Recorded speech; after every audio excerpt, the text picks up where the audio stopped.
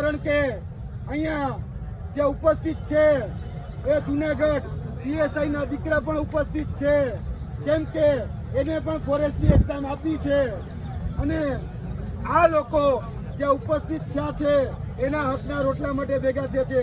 આ મેઘરાજા પણ મહેરબાન છે.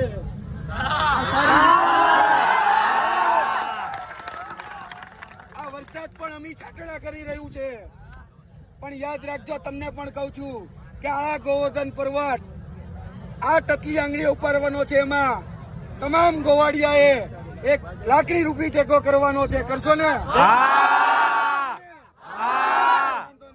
બેઠા છીએ શાંતિથી, જેને હવે આગળ જે પ્રોસીજર હોય કરે, પણ અમે અમારી માંગણી સાથે યથાવત છીએ. અમને આશા અપેક્ષા છે કે તમે અમારો સાથ સહકાર અને સહયોગ આપશો. જય હિન્દ, જય ભારત.